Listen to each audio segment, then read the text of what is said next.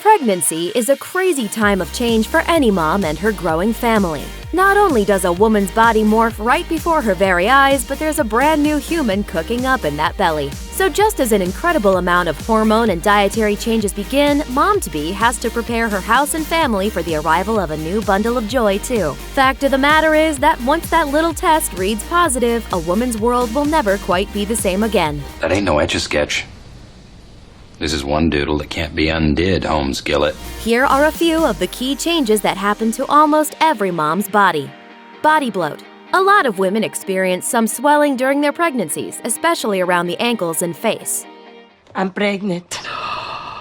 You're gonna get fat. What's worse is that, if you give birth vaginally, you might come away from the experience with a lot of inflammation and swelling down there. This can be pretty painful, or at least uncomfortable, so take advantage of those ice packs and soft seating pillows after the big day is done.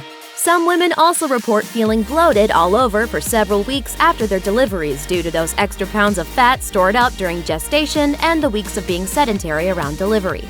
But healthy eating habits and getting back into an exercise routine once the doctors approved it can help a woman start to feel almost normal again. Of course, sleep and self-care are important to squeeze in during those precious moments of free time as well. Potty time! It's pretty common knowledge that once the baby grows to the point of putting pressure on a woman's abdomen, her bathroom visits will become a lot more frequent. But the truth is that the frequent urge to tinkle doesn't exactly subside once the baby's made his or her world debut. After childbirth, a mother's pelvic floor muscles can be weakened, making it difficult to hold back those gallons of liquid she's downing to make up for a milk supply. For those that do experience a little unexpected incontinence after delivery, don't worry. You won't be pee sneezing forever. Kegels are a new mom's best friend. For those who aren't familiar with that term, let's let the expert explain. All you have to do to stay tight is to tighten and release it for 10 minutes a day. Kegel exercises. I'm doing mine right now. You heard the woman. Shoe size up.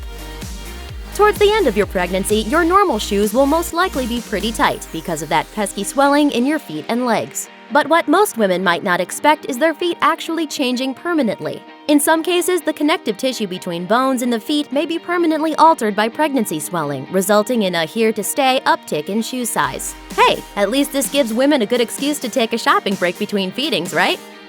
Hippie shake.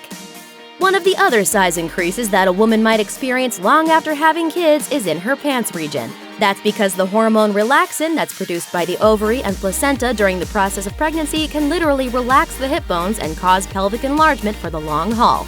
Good news, right? I don't even recognize my body anymore, you know? It's like I could fit 20 of my old bras into this one giant piece of granny spandex. Dietary dips.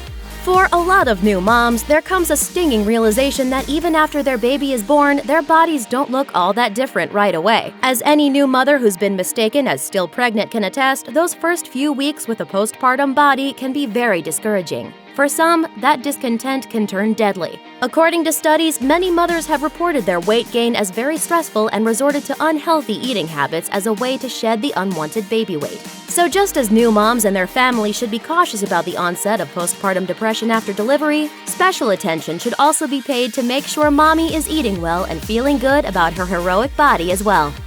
Sex drive. It might not exactly be breaking news to say that new moms aren't always racing back to the bedroom to revisit what got them pregnant in the first place. Of course, there are exceptions. Your beige windbreaker is really lighting up my board. Oh, thanks. Do you know what I mean? My vagina. But a decrease in libido is completely normal. There are a lot of reasons why mothers might not be ready for sexy time after bringing up baby, even after the doctor recommended downtime passes, including sleep deprivation, hormonal shifts, and, yeah, that screaming little one who takes up so much of your attention and affection all of a sudden. A diminished sex drive can also last well into the months and years following childbirth, too, as moms adapt to their demanding new job title and may possibly be grappling with body image concerns as well.